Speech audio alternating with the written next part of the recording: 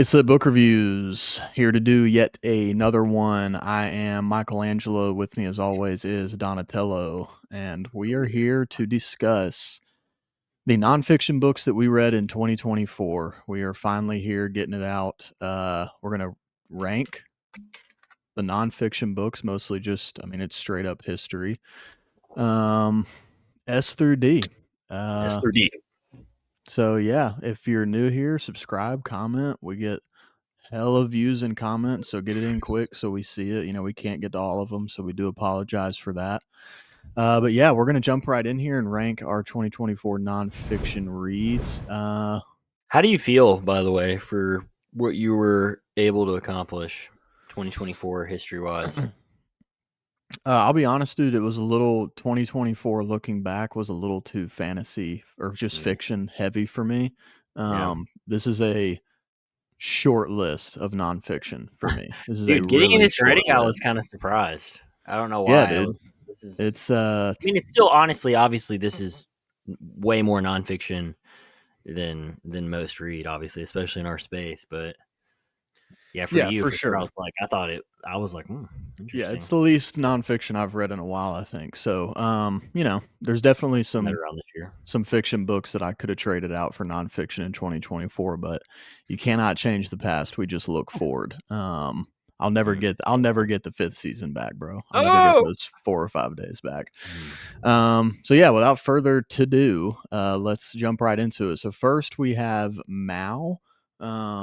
And I don't know if you have that in front of you, but I do want to make sure that I get the authors right. But the first book is a book on Mao. You may have heard the name before. This is a crazy book. I'd probably put it. This is gonna be so tough, man. Oh, I This is should put an that A. down. This is an A tier book, Okay. for sure. Yeah, this is a very well researched book, and it's written by people who, the author, her mom, like lived in China during the time of Mao's reign, so experienced a lot of the tragedy that was Mao's reign. And so Yeah. one thing I've said to multiple people, yeah, Jung Chang and John Halliday, they're a married couple, if I remember correctly, that wrote this. Okay. So yeah, it's got 13,000 ratings with a 3.82 overall. I give it 4 stars. It came out back in 2002, 801 pages. So it's a thick boy. That is a thick boy. I've seen it. I've So one thing almost I've bought always it times because I love how I mean, we both are this way. I'm a yeah, sucker for a good cover. And I mean, yeah, it's a great cover. This was one I actually got at Second and Charles for like I think $4 in great condition.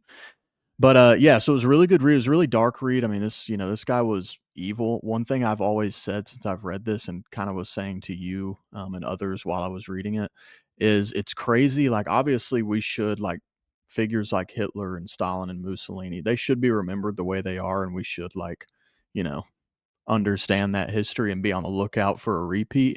But it's yeah, crazy that Mao is not like Hitler is the one yeah, like is the evil household name that everyone knows. But numbers wise, Mao was way worse, bro. yeah. I mean, Mao killed like an Stalin was too. estimation of, I believe, like 20 to 30 million of just his own Yeah, citizens. And the reason why, I mean, dude, just he was trying to put up this like front to the world that they were a global like agriculture powerhouse, and really they were just starving their people so that they could export produce, export goods. Um, I so mean, many something people similar died, happens in so many Russia. other things. Yeah, it's just crazy. It's another classic, just terrible person being the leader of a huge nation. But yeah, obviously it's a long read. There's a lot of details. It's not a 5 star because it's a little too dense at times, to be honest. Yeah, And this is a thing that's tough to judge when you're reading a history book, because that's kind of the point of history, is to get all the facts out and understand the context. But sometimes it's a little too dense. And I do think, not that it led to any wrong conclusions, but when you can feel a very obvious bias in a book, regardless of what direction that bias is going, when it's there and you can see it, there is, again, I don't think that their conclusions were incorrect necessarily, but the authors obviously do not care for Mao, and no yeah, one should. But whenever a historian is presenting anything, you should just present the facts without trying to the tell the bias. reader how they should feel, essentially. But other than that, it was great. Like I said, very well researched. So I think I talked too long on it. It's an A tier book. Check it out if you're interested. Next up, Cicero by Anthony Everett. This was one that I also read on my own. This was a really good book. It's probably also A tier, to be honest with you. This is a really cool read, man. I think I told you some of the things I saw. There was a lot to learn from this book, but one thing it reinforced for me was that people back then, if we are to believe a lot of the things that is written in history books about Rome and Greece, Sparta, all that kind of stuff, these people were so hard, dude. They Yeah. were so hard. It talks about Cato in this book, and I'll just say these two things about Cato and Cicero. Cato was about to be overtaken by Julius Caesar, like he was about to lose after a siege, essentially. And he did not want to surrender to a tyrant, his words. So he falls on his sword. And I don't know if you or any of our listeners are familiar with what that means, but you put the hilt in on the ground. You put the butt, like the point of the edge of the sword, right under your belly button, and then you just drop and Mm. literally fall on your sword so that it disembowels you.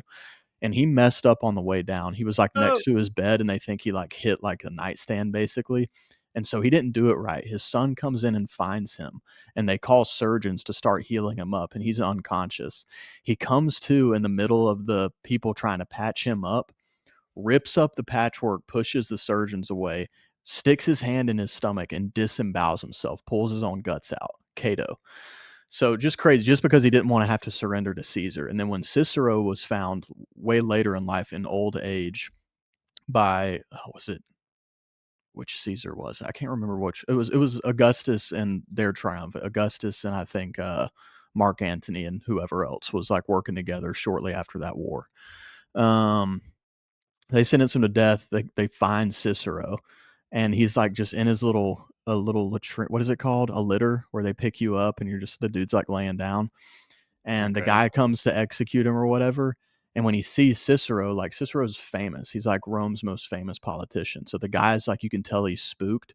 And Cicero basically gets like kind of leans up and sticks his head out of his litter and exposes his neck and basically says, like, cut true, dude. Like, don't waste time. Like, Yeah. just gave him his neck and said, get it over with. And I'm just like, bro, couldn't have been me. So anyway, that's not really a good example of this book because that's at the very end. Cicero was a politician in Rome. But yeah, A tier book, great. Anthony Everett's a great author. Oh, Huge. just yeeted my entire table. Next up, we have Franklin and Winston by John Meacham. This is one of my favorite historians. I've read a few of his books now. You and I both read this together. Where would you put it, man? I think I'm gonna have a lower rating of this book than you are. I would have it like mid B for me. I thought it was good, Okay. but I could see where it would be higher. I think you do a better job of kind of rating these nonfiction books for like what they are, and I'll usually kind of rate them more on like the enjoyment I get from them. Yeah. And I've read a lot about World War II. Like I love reading about World War II, but this was obviously not. I mean, World War II is like a background, but this book is about their relationship. So it's Yeah. just which it's very well done, I would say, in that sense. So I could see why you would rate it higher because I mean, he does a good job of Meacham. That is of Yeah.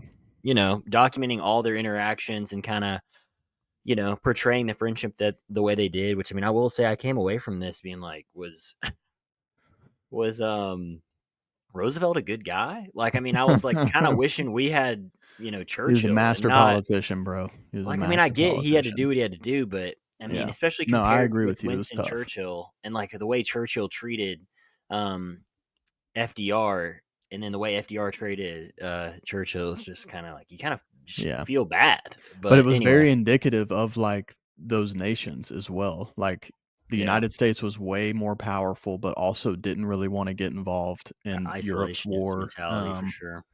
And yeah, it's crazy, dude, the stuff you learn in that. We read this with another friend of ours, Jake, who's been on the show here before. Um, he read it as well, and dude, I just totally lost my thought. What did he point out that he really enjoyed? I don't remember. It'll come back to me. There were moments that I liked, but it was just, it basically just follows the conception of their relationship to when FDR dies. And so, Mhm. I'm obviously looking for more of the, like I like the history of the war itself, which I mean, obviously you Yeah. still get some of that, but like if you don't know anything about World War II and you read this book, I mean, I don't know I don't know. Like, you know what I mean? I'm not sure Yeah, if there's it definitely some actually things that hits may not context wise. Yeah, there's some dots that you connect if you know the history of World War II pretty well that you probably wouldn't connect if you didn't. But I remember now what Jake brought up that I also thought was really interesting in the book. To go back to your isolationist comment, is it puts it in context when you realize that there were polls at the time prior to the United States entering World War Oh II, yeah, and less than like 15% of pollsters thought that the United States should get into the war. I think it was less than yeah. 7 I think it was 7% actually. I know there was like a 15% number, but I think that was something different. I think it was 7%. So most of the country was, Oh, it for wasn't sure. FDR wanted to be isolationist. This Yeah, was the populace. Like they did not want to be involved in another European war. So yeah, yeah. Well, they didn't have I all the would information, which makes sense, oh, of especially course. back in Yeah. that day and age when information wasn't so As accessible like it accessible, is yeah. now. But yeah. So I mean, it definitely Yeah, makes sense why FDR does the things he does. But dude, it's just, I guess when you it's put him wild. It's against tough for Churchill, man, it's Churchill, man. like I know you always talk about Churchill in such a positive light, which I Yeah, don't. I'm gonna be honest. I've not read much about Churchill other than what I was saying, yeah. like in World War II, things where he's a key player, but nothing in depth about him. And it's like, dude, how could you not love Churchill? Like Yeah, I mean, reading he was a about him. deeply flawed man for sure, but Oh yeah, for the time, if you're just talking about World War II, which is what he's most known for, I mean, bro, he was like he was made for that yeah. spot in that time. But yeah, if I were ranking this just on my own, I would What would probably you say? have it in A tier, but I'm fine with it being B tier. I'm fine with putting it. Would you put it towards the end of it, or are you like? Is it like right I would now? Is this actually what you would have? Like I'd put these Mal at three? the end of that list, actually, Okay. how it stands right now. All right. So yeah, on to the Kennedy detail by can you see that author's name? I I can't think it's remember what his Gerald name is. Blaine. Yeah, I'll try and pop these up. Goodreads, like just a little flash of them as we're going over them. Yeah, Gerald Blaine, and he was one of the Secret Service guys for John F. Kennedy. So this is a book about the Secret Service.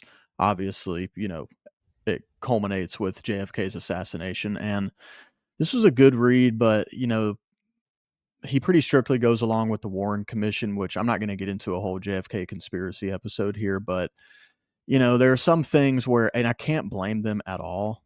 But it's like if you're going to write the book, just write the book. There were just some things where it felt like they were either he was either not touching on it for reasons of discretion, whether that's something that just can't be said for safety purposes, or he just doesn't want people that are still alive to be thrown under the bus or something like that. So it was a Yeah. good read, but it's not really something I would recommend, to be honest. If you want to get into JFK, there's several other books that I would recommend. But it was an all right read, but I'd probably give it a C tier. It wasn't Okay. terrible, but it wasn't great. Um, Dude, now this one right The here. last founding father.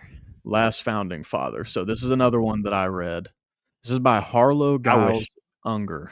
I I wish wish I you would had read read this this, one. bro. You Yeah. can't now because because of what I'm about to say. There's no use in you reading it. Yeah. So I have been very slowly in throughout the history of reading, and you've done it with me to a degree. Been going through the presidents, and I got to James Monroe, and I had found Harlow Giles Unger's book, The Last Founding Father, and that was the book I read for James Monroe. And this book, it's it's got good stuff in it, but I have never read a book by a historian that is more obviously biased to the figure that they are writing about in my life. In the Yeah. introduction of this book, I'll never forget what he said. He refers to John Adams, Thomas Jefferson, and James Madison as mere caretakers I of George remember this. Washington's Yeah. legacy, whereas James Monroe was the true heir to Washington's legacy. That's a hot And take, man.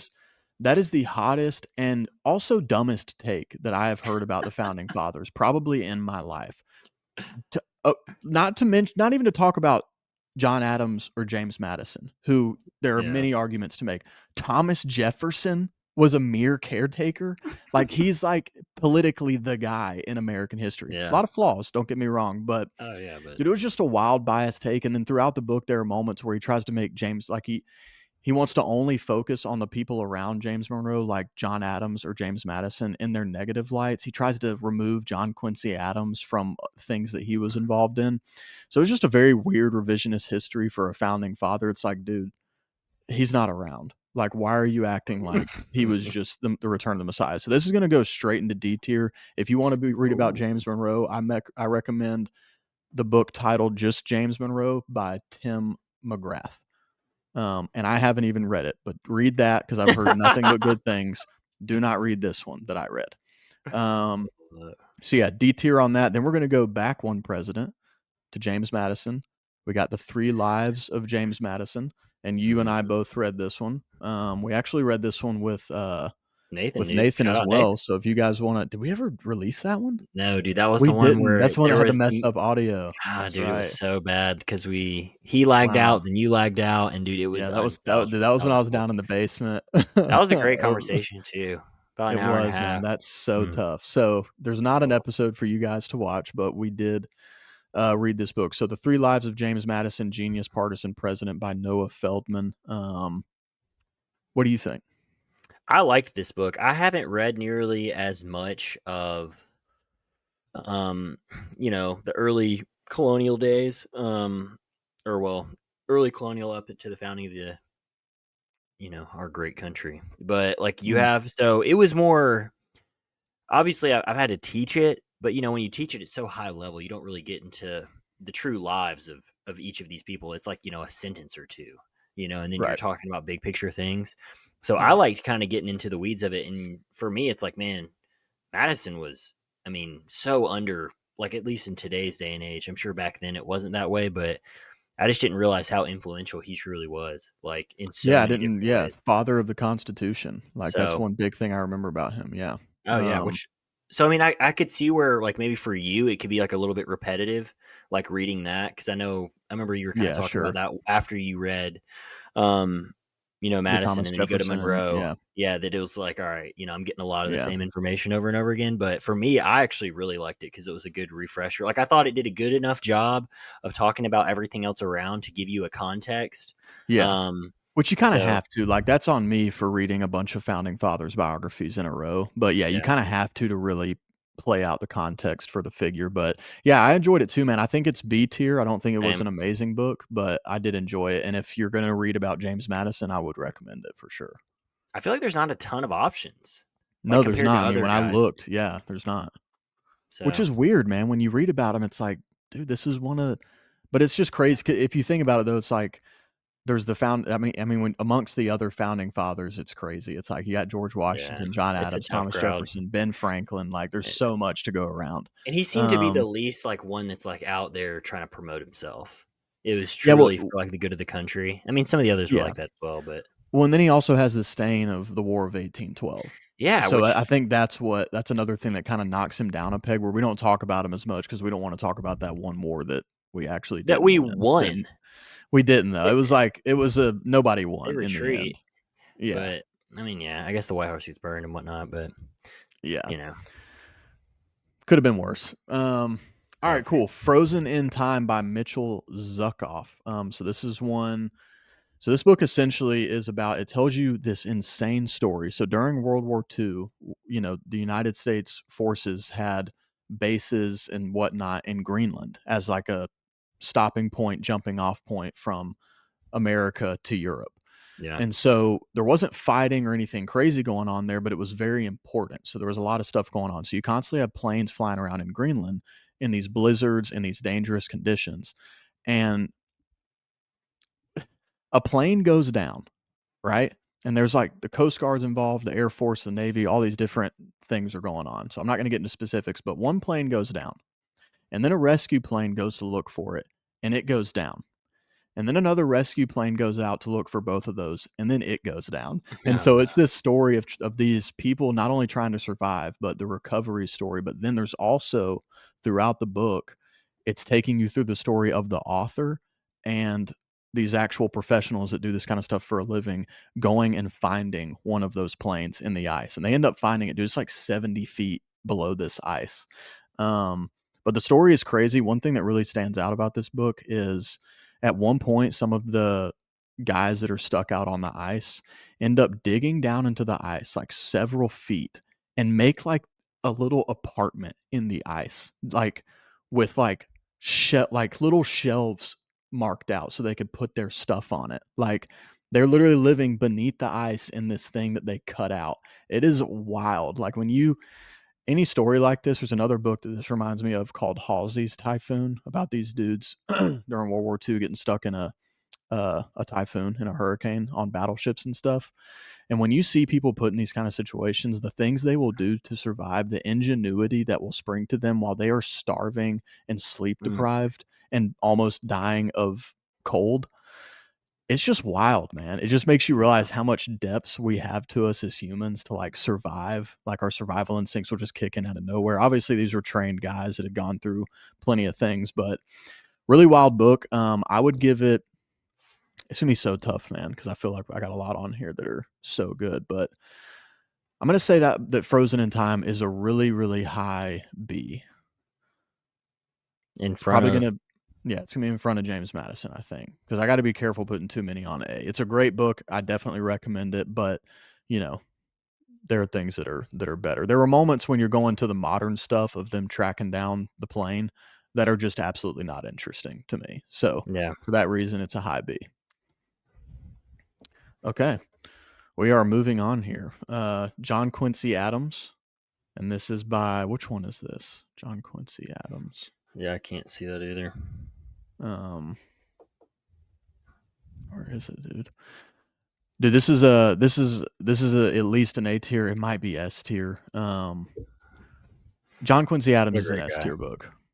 It's by James Traub. Now I remember James Traub. So John Quincy, son of John Adams, sixth president, only served one term, but ended up serving in the House again later in his life. His later life post presidency was like staunch abolitionism. Lots of great quotes. Super smart guy.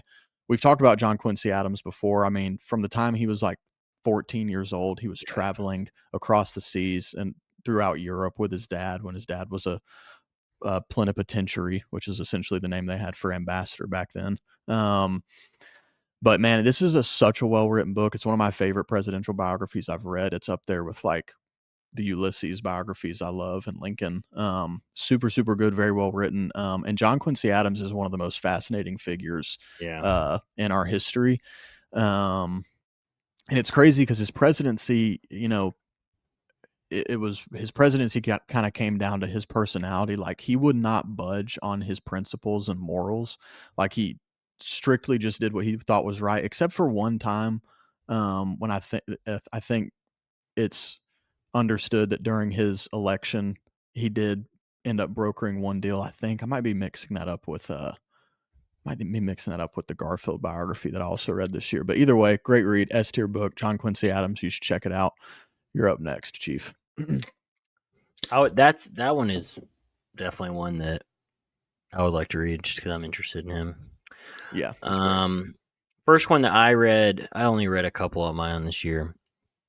This book, dude, Talking I have about to Red be Famine? careful. Yeah, so Stalin's War in Ukraine, Red Famine, and Applebaum. I want to say I'm pretty sure this won a Pulitzer Prize, which I mean, who knows if that means anything these days. But Yeah. great book, man. I didn't know anything about, like, if you're wanting something like to give you context on um why things are happening the way they are in Ukraine with Russia. I mean, this is just, Mm. I mean, it's vital. I will say it's definitely a lot. It's very source heavy, but it was so interesting to me. I didn't really care. I would probably say it's like high A, if just because it is a little like dense at times. Essentially, Mm. it's about Ukraine in the 20s and 30s. I can't remember the specific year, but there's an event called the Holodomor, which I didn't know anything about. I never even heard of that word. But essentially, it was a manufactured famine that that Russia, with Stalin in power, implemented onto Ukraine. And so Mm. millions of people. I mean, it's very similar to what you're talking about with Mao, and that's what Yeah. it's kind of crazy, at least in like Western, like in America, Hitler's seen as the worst of all time. But when you look at numbers, I mean, it's definitely like Mao, Stalin, like Hitler is last as far as like damage done. Yeah. Because he In was that era, similar, yeah. Stalin, with Stalin and Mao, like it's just most of their deaths were confined within their own country, so they're able to hide them. Whereas Right. Hitler is killing people that he's capturing from like countries beside him, and so Right. anyway, it's just crazy, man. What they now have proof of, like through um, the Soviet Union, like dissolving, and then a bunch of documents being released now, and so it's able to be like kind of hard confirmed. Now I want to say it was kind of hard confirmed like in the earlier 2000s, but anyway, this book, dude, it gives you a ton of perspective on the way things are, or why things are the way they are now. And then also, I mean, it just every time I read a book like this, it's like, dude, the Jews, it doesn't matter where they are in this world, man. They are getting savaged. They're getting got every time. It's I ridiculous. mean, they just it's like, oh, let's find someone to blame, dude. It's these like small villages, dude, in Ukraine, man, where it's clearly not like, they try and move to hard communism, so they do all of these I'm losing the word for it. Collectivization is something they try to implement, which is essentially where all the farmers like lose all their rights to their land, and now everyone's kind of grouped together on a collective farm, and so they're given stuff by the state. But anyway, the demands for their output are way higher than what they're able to do. And Mhm. so, then they start just taking everyone's food. And then all of a sudden, everyone starts like blaming the Jews, like that are literally beside them grinding, like being like, oh, they have food. I know they do. But dude, it's a heartbreaking story, man, because she does a lot of like source work where, I mean, it's just a lot of quotes and then like diary entries and stuff of people that, like, I mean, died. And dude, I mean, they're dying in horrible ways where they're all just starving. I mean, millions of people starving to death. Like the things that they're doing to survive are just like, oh my gosh. I mean, kind of to piggyback off Frozen in Time. I mean, it's sad to see what you're capable of doing once you're put in a situation like that. So, Right. but definitely a little bit dense. But I mean, dude, if anyone's like trying to get some perspective, I mean, that's definitely That's the the one, one. huh? Yeah, Yeah. that's definitely one that I want to check out. All right, cool. Next up, dude, you can go ahead and throw this at the top of S tier. Philip and Alexander by Adrian Goldsworthy. This book was so freaking good. I've been on a I'm feeling myself teetering Bar. more and more to where I'm enjoying the antiquity and just ancient history. Um, it's great when you find authors that like Tom Holland, for instance. Shout out Probably Tom, dude. my favorite author of antiquity. It's great when you can find authors that that have a great balance. And the thing with ancient history, we've talked about it before, is there's conjecture. There's, oh, well, this person said this, but then 100 years later they were saying this, and there's all these different things that we don't fully understand and we don't have context for. So there is some conjecture, but there's typically agreed upon things. But a great author, when writing about ancient history, will make it really entertaining and engaging to read, but will also weave in those moments of, this is kind of what we think happened. Here's what this is what also could have happened because this person ended up saying this about it. But then also this could be true because of this. That's when it's really immersive, is you can see the different outcomes that could have been. And that's a fun thing in history, because when you're reading a lot of the stuff that we read often, like World War II era or about American presidents, there's a lot of documentation, so it's kind of fun in ancient history where there's less of that, and you can kind of wonder, what if it happened this way, or maybe it did happen the way that Plutarch said it did, whatever it may be.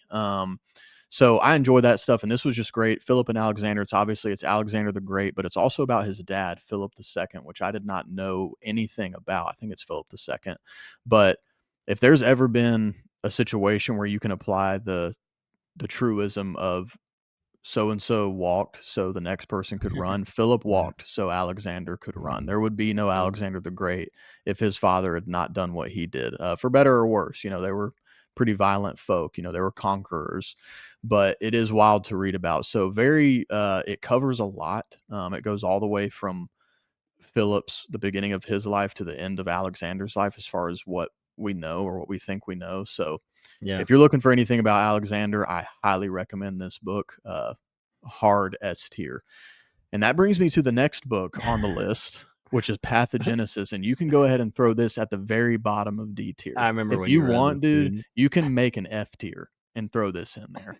Pathogenesis, A History of the World in Eight Plagues by Jonathan Kennedy. Now, this is a newer book. This came out in 2023.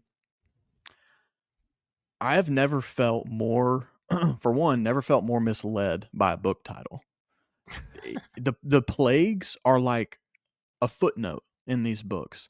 It's more, he's giving you, and I understand it says a history of the world in eight plagues. So what I'm thinking is I'm going to get a general history of the eight plagues, the Yeah. big eight plagues, and kind of the context around them. Yeah. Instead, what you get is very detailed context of the time and then a footnote about the plague that occurred. That's my memory of it, to be honest. When I don't like a book and when I start speed Mhm. reading it the way I did when I'm really not enjoying it, I probably missed some things. But this book, I could not get into it. There was no point that I felt engaged. I was just getting through it to get through it because I rarely, if ever, do not finish a book. Um, Yeah. but holy crap, was it a slog. I mean, I do not recommend this book. I cannot say that emphatically enough. I do not recommend Pathogenesis by Jonathan Kennedy at all. Oh god, I just hit my table again. Got this huge table, dude. I brought my bigger table in here, and I'm still managing to knock the legs with my knee. It just never ends. Crazy You're up. legs. All right, this is the best nonfiction book I read this year. Let's go. This is an S tier book for me. Let's go. So it's the yeah, dude. You would love this book. It's what I like about this for me nonfiction is all right. It's got to be interesting. It's got to be accurate, like historically accurate, and you got to feel like how you felt with the one on Monroe, where it's like, all right, there's a hard slant. I don't want to feel like I'm being catered to. I want to feel like I'm getting all the facts. Right. But then it needs to be concise. Like for the average reader, I mean, most people aren't going to read an 800-page biography on Mao. I mean, some of us will, but like even then, it's Right. like, all right, I wish this was a little bit more concise. This is the perfect book to me because it's on two topics I didn't know anything about, but I'm so interested in. So it's the Pope and Mussolini. And let me just make sure I get the full title right. The Secret History of Pius XI and the Rise of Fascism in Europe. Dude, this book is so fascinating. I didn't really know anything about the Holy See, which is, the Vatican and its power in that time and still really today and how it works. But then I also didn't Mm. really know anything about Mussolini except the little context footnotes you get when you're reading kind of the grander scale World War II, where, he ends up becoming, a huge ally to Hitler. But, I also didn't realize much about, fascism and its origins, because Germany ends up becoming fascist as well, but it's the roots are more so in Italy, which is becomes a fat like Mussolini. It's kind of to talk about Philip to Alexander. I mean, he's the first to do it, and then Hitler kind of follows in instead and takes it obviously many steps higher. But dude, just the Right. impact, dude, that the Catholic Church has, man, where they basically are it's really Pius XI who is the main reason why Mussolini is able to come to power and have a coup Mm. over the government. And I mean, Wow. honestly, it's a Yeah, that pretty sounds like stable something I would government love. throughout. And dude, and then I will say he The book, I is, mean, not yeah, the thing yeah, that not happened. Mussolini. I will say this is only about Pius XI's life, which he luckily it's most of the rise to Mussolini. I will say, unfortunately, he dies like right when Hitler's starting to really take off. So anyway, Who's there's that another unfortunate book. for? Well, I What mean, do you mean say by the that? reader. It's all of a sudden, I feel like you're just left, like, with, like, Yeah, "Wait, yeah. what's happening?" Because, dude, it starts going Yeah. into the details of how a lot of allegations on, the Catholic Church, I mean, really turning a blind eye to Hitler and what he was preaching and What really allegations have there been against the Catholic Church? I mean, I can't think of any. I can't either. But, anyway, so Kurtzer, I guess is how you say his last name, David Kurtzer, which I think this one won a Pulitzer Prize, which it should have. There's Mm. 3 books in this, like, kind of realm. There's a book before, which I think it's the Pope Who Would Be King, and I think it's Pius X, which is the Pope before the one this one's about. And then there's another book that comes after this, which is the one I really want to read next, which is his newest one, and it's The Pope at War. And so that one I Mm. think deals more about the relationship the new Pope who comes in has with, I think, directly with Hitler, but that's just Yeah. for me reading the footnotes of it. But dude, I don't want to say quick because it's like probably 400 pages, 350, 400, but it's like it's an doable book where you're not really going to get bogged down. It's kind of quick, fast paced. It's similar. It's definitely more than Eric Larson to talk about him. What's coming next? It's not necessarily exactly how he writes history, but Mm. I mean, I couldn't recommend this more to anyone. Like if you have any interest in like the church and I mean, just kind of learning the dirty secrets of it all. It feels almost kind of like a CIA, FBI, like, oh, I feel like I should know about this kind of thing. So Yeah. cool. Well, small footnote just to add to that. I mean, I've never read really anything about the papacy or in the history of it. Like, if Yeah. anything, it'd been very briefly mentioned. But the first book I read this year in 2025 was The March of Folly by Barbara Tuchman, and one of the sections is about the Italian popes during the Renaissance, and I was just like, so the Enlightenment was actually like a bunch of corruption and like really Yeah. bad stuff for most of the people involved. I was like, okay, enlightened we are. Yeah.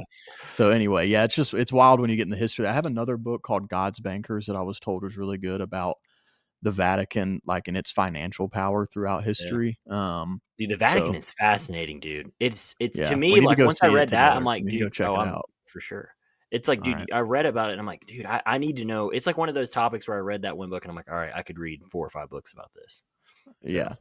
Yeah, and again, so random that we happen to be talking about it, but I was at a funeral today, and it was a Catholic funeral, Catholic mass, and one thing I can say is a lot of the, like, ritualistic kinda things that they do is kinda cool. Like, when they oh, have the for sure. freaking the smoke thing that they're doing over the casket and stuff, I'm like, "Okay, I kinda feel like Yeah. something's actually happening here," I like, mean, they just know what because they're that doing, looked man. cool. There's a Yeah. reason why the Catholic Church They've has got the been theatrics figured out. yeah. Um Anyway, on to the next one, Demon of Unrest, Eric Larson. You read this one as well, right? No, I have it, but I have not read it. It's definitely one that I'm gonna try and Okay. read this year at some point. So this is by Eric Larson. You may recognize that name. He wrote The Devil in the White City, along with several other books that Andrew and I Dead both read Wake that is are one of my very favorites. good. Yeah, great book. Dead Wake. You got The Splendid and the Vile, Thunderstruck, all these different great books. Eric Larson is a great historian. The Demon of Unrest, a saga of hubris, heartbreak, and heroism at the dawn of the Civil War. So this is essentially about, the shot heard around the world and everything that went down at the very beginning of the Civil War, kind of how it started off with Fort Sumter, but it's everything that you need to know contextually about that. So it jumps from like Lincoln to the guy who's in charge at Fort Sumter to some of the Confederates as they're starting to leave. And this is an S tier book, by the way. You can go ahead and throw it Okay. up on S tier. It's amazing. One thing that you get out of this book that you may not have expected is if anyone ever tries to tell you that the Civil War was about anything other than slavery, you just need to refer them to this book because it very clearly takes you through all of the meetings, all of the hearings, whatever, that each state government had that seceded from the Union.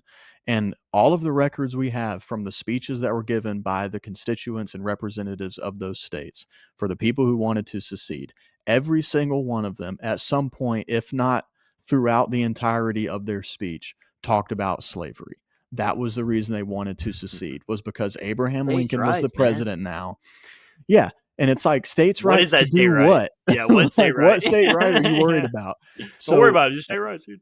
I don't think we have a huge problem today with most people Yeah. understanding that slavery was the reason for the Civil War, but especially you and I are down here in Georgia. We're from the dirty South. This is where Yeah. the lost cause, originated when they Mhm. tried to rewrite the history of the Civil War. So that's one great thing you get out of this book is a very well done history of the secession of the states that ended up being the Confederacy. Um, Dude, I but had just a all the huge argument context you student get. with another teacher. He wasn't my student teacher, but that was his.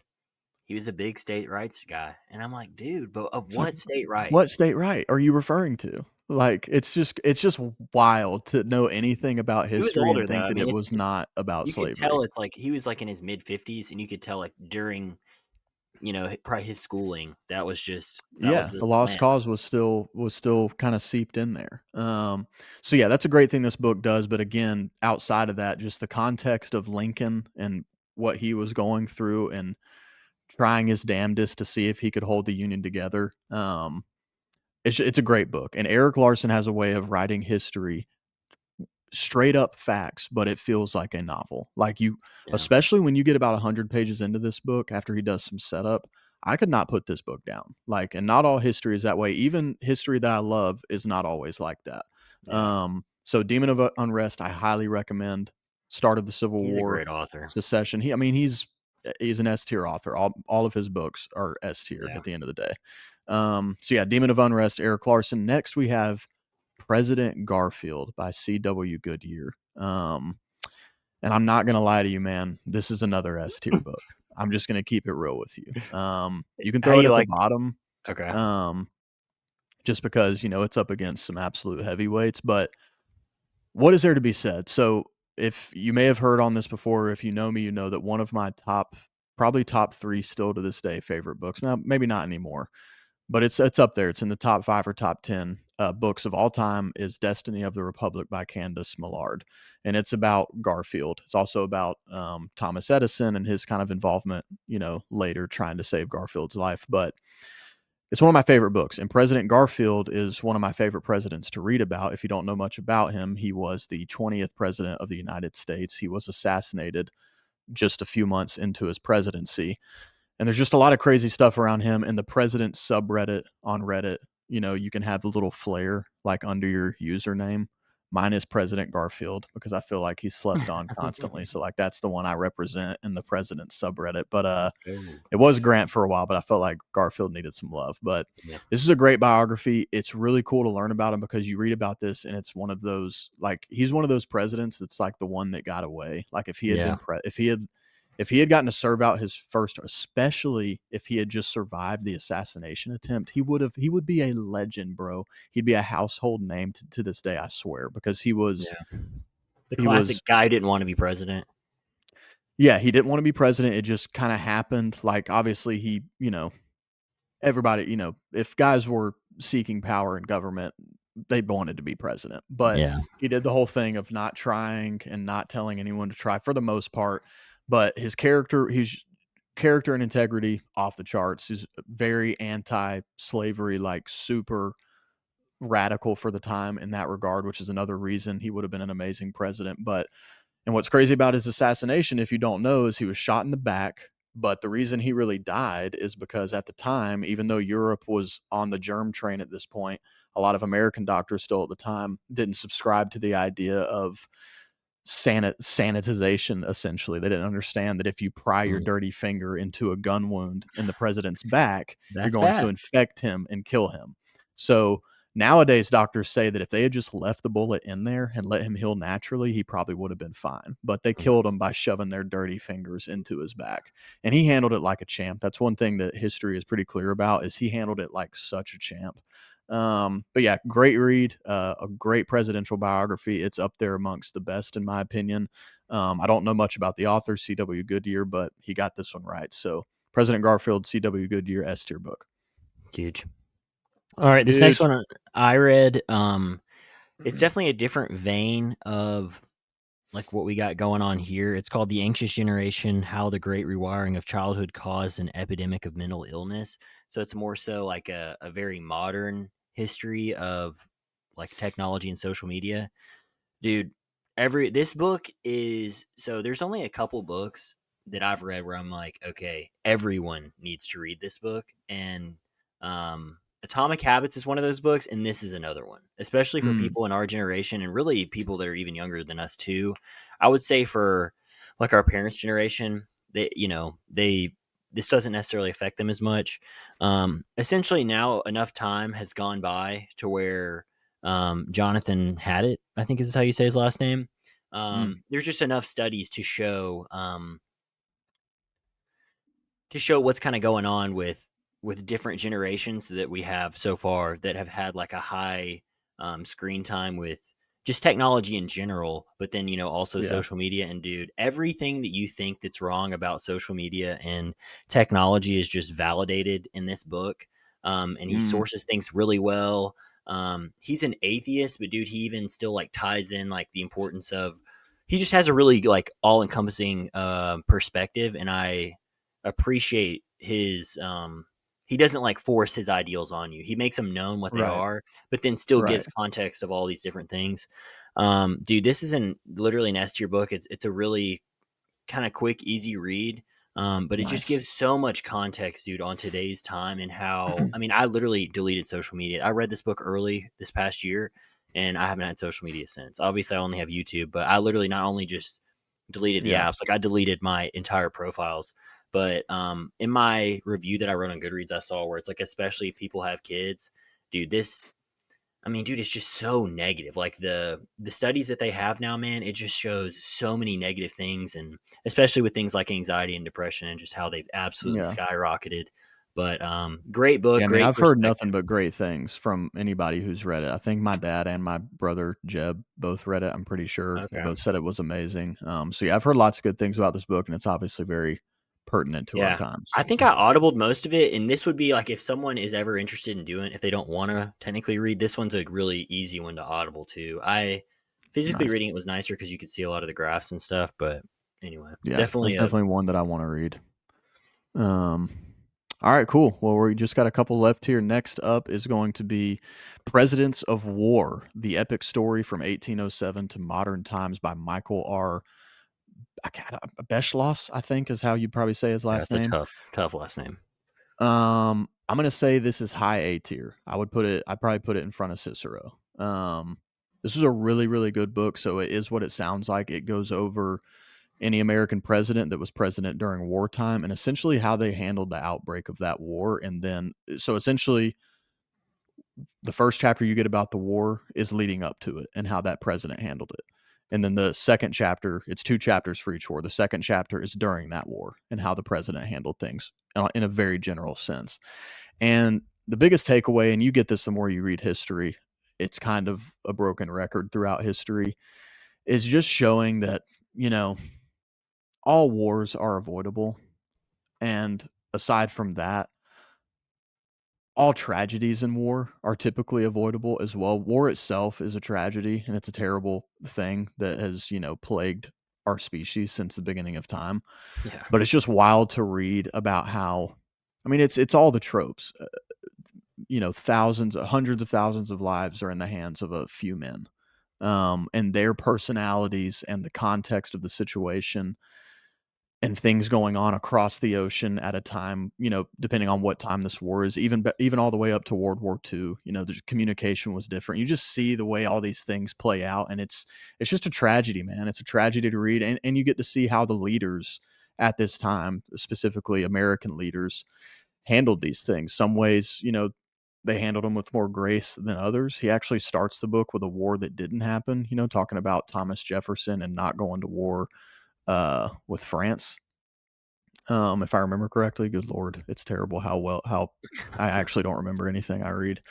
But he starts out with that and then goes through the actual wars that did occur. So it's a great read. It's a really good read if you want to get into some general presidential history without having to read a bunch of biographies. This gives you some highlights because obviously all presidents that were presidents during war are typically like household names other than like Polk. Most of them you're going to know who they are. So it gives you a really good background on them, the context of their time, and then the war itself. So I'd highly recommend this, especially to readers that haven't got a lot into U.S. history. But even if you love U.S. history, I think it's great. I think it'd be a nice little Yeah. treatsy for you. So A tier book, President's Award. Next we have Hannibal. This is a short read about Hannibal, who you may know, the Carthaginian, I believe. Is it Carthage? Yeah. Yeah. Um, it's a really short read. It's cool. I would probably throw it in B tier. It's a good book, but it's not super dense or anything. It's not as I have a thicker Hannibal biography that I'll get into at some point. But it's really good, especially if you want a very short general idea of what Hannibal did and what he's known for. I think it's a great book. But I like the thicker tomes, man. If I'm gonna read a biography, like it's funny. I don't love always how most biographies start. You're starting with like their great grandfather. Yeah. If you're reading about a biography and about an American, the book's going to start when that guy's ancestors moved to Yeah. America. Like, Yeah. and then it's going to go through. And I don't always love that, but that is also kind of the mark of, okay, I'm about to get into a deep biography. I'm going to Yeah. know this guy by the end of this You're book. getting context. Um, and obviously, again, Hannibal's from ancient history, so you're not getting that the same way you are for a modern figure, regardless. But anyway, still a good read if you're interested in Hannibal. It's really short, and it will give you some general information and probably get you kind of kick started into some more ancient history. So, all right, sorry for the quick pause in the action. Andrew, would you like to tell us why we're here? Tell Dude, us we had what's a going on. malfunction in the hardwired frame of America. We were hacked by the Russians. TikTok got banned. So we had to restart at the end of this. It was of no Yeah, fault of anyone on this podcast, dude. It was for sure, for another sure. government. It's really both of our faults. You failed to find all of the Honestly, I'm gonna blame books we Goodreads. read, but it honestly is probably worse on me because I didn't remember 5 of the nonfiction books I read. So we're gonna finish Yeah, out this 5 is list kinda with the significant. last. I mean, we were looking at it like, wow, I didn't, Yeah, and I then was I like, didn't dude, there's check. no way you've only read this amount. Yeah, I literally thought, I was like, wow, dude. I thought Jesse yeah, was better than this. missed 5 of them. So let's continue on with the list here. We've got "And There Was Light" by John Meacham, one of my favorite authors. I've mentioned that before. Great historian. "And There Was Light: Abraham Lincoln and the American Struggle." This came out fairly recently in 2022, and it's about Abraham Lincoln and the American struggle. More specifically, it is about kind of Abraham Lincoln's journey from being, you know, not the abolitionist anti-slavery guy we remember him as to Yeah. becoming that guy and his growth through that. So it's a very good read. John Meacham is an excellent author. Unfortunately, this is in the S tier as well. So I mean, it's just getting heavy up there. I'd probably put it in front of Garfield, I think. I don't think it's quite Alright. better. Demon of Unrest was just so good. But yeah, "And There Was Light" by John Meacham, great Abraham Lincoln book. If you haven't read much Lincoln, I think it's a great book to start on. So great one there. And up next, we have another one of my favorite historians, Tom Holland, Pax, Mm. War and Peace in Rome's Golden Age. So this is the third book in a trilogy of books on the Roman Empire by Tom Holland. The first one is Rubicon, which is one of my top 5 all-time favorite books. The second one is Dynasty, which is also an S tier book. And it ends with Pax. And this one actually I would say is at the very top of A tier. It's not quite S tier, Tom Holland level that I'm used to, and it's more so just it might just be because of the subject matter as well. It's just not wasn't quite as invigorating as his other work, but still an amazing book, a great end to the series. It by no means diminishes Tom Holland or this series. It's just up against some mighty strong S tier books Mm. on this list, so had to balance it out. But Tom Holland, if you want to read about some ancient history, he's the best in Love my Tom. opinion. Huge friend of the show, dude. Can't wait to have him on here. Can't wait. He'll be on here soon before you know it. What do we have next, brother? We have Revolutionary Russia, 1891 to Revolutionary Russia, 1891 to 1991. 1991. A history by, is it Orlando Orlando. Figes? Figes? I think so, maybe. Dude, I have one. I have a massive one. It's about the Russian Revolution that he has. It's like 700 pages. That one's Hmm. on the list for this year. But you Well, read this one this, this past year. I read yeah, it, I this think, the one's year before. okay. Yeah, and haven't you read other stuff by him? I don't think so. Oh, for some reason I I thought you know I had. have 2 of his other books, but I have not, I don't think. This is a good book. It's very general, very broad. Yeah. It's definitely not the best. It was B tier for me, probably low B tier. Um, Yeah. it Felt it wasn't same. like super immersive or anything like that, but it's a good general read if you're breaking into some Russian history. Um, I might even put it C tier. Wow. Is that too low? Actually, it's B Um, tier. I can't do I that. mean, It's B tier. it's up It's to just you. I been a mean, while. this is one's for you, man. I liked Yeah, this you read book, it a but I little mean, I've while back. also read I don't know. I think if anyone has no idea, like before they really dive deep into if they want to know more about Russian history, this is just an easily digestible, like what is it, 250 pages maybe. Yeah, it's short for sure. It's very So yeah, short, and it's like you said, it's like kind of a 10,000 feet up, just giving you the bare bones. So that's yeah. why I liked it because I had already read some kind of thick Russian stuff, and so this was like a really good refresher for me. Yeah, I would say low B tier. Good book, good read if you want to get into some Russian history. Up next, we do indeed have "On Great Fields: The Life and Unlikely Heroism of Joshua Lawrence Chamberlain." This is by Ronald C. White Jr., who is also an author who's written one of my top 5 favorite books. He wrote American Ulysses, which is a biography on Ulysses S. Grant, and this one is about another Union soldier. He's famously known for his involvement during Gettysburg. He was the guy in charge at Little Round Top, or one of them, that kind of held things there. So very popular moment in the Civil War and in the Battle of Gettysburg. This is a really good book, very interesting. This is a guy of integrity. It's definitely cool that it's a, like the title kind of says, he uses the word unlikely. It's just kind of an unlikely figure, but he ends up doing a lot of other different things in life that are interesting. Not Ronald C. White's best work, but again, it may be the subject matter more than the writing. The writing is still top tier, but I would put it high B. I'd probably put it at the top of B. It's a very good read, but if you're looking for Civil War stuff, there's stuff that I would recommend before this, but still a very good read. Lastly, we have The Last Campaign by H.W. Brands. I actually just did a short video on this recently. I think it's out. Yeah, it's out now. So if you want to check that out, go ahead and do. You can check that out if you want more. But The Last Campaign, Sherman, Geronimo, and the War for America. H.W. Brands is a Pulitzer Prize finalist, author, great historian. I've got a few books by him. This was really interesting. Specifically, what stood out to me was Sherman himself and seeing a lot of his writings and how eloquent and the perspective he had, as well as the perspective you get from some of the Native Americans. It was just really interesting to read. But this is a very general history on the overall conflict between Native Americans and United States of Americans, if you will. I keep saying that. Like, I don't know why, United States of Americans, but it was definitely a good read. Based on this list, I think I would put it right after On Great Fields in the B tier. Okay. Definitely a good read. All the B tier reads are still really solid, but it doesn't quite hold up to the other stuff up here in my experience. So that closes out the 2024. Can you hear me? Oh, I just lost you for a Oh yeah, I second. can hear you. Sorry, you might have to edit this. It froze and I got scared that the Wi-Fi was going out on me. Anyway, that closes out the 2024 nonfiction tier list for It's Lit book reviews. Let us know in the comments if you've read any of these, what you think of them, what you think of where we ranked them, and we will see you in the next one. Peace.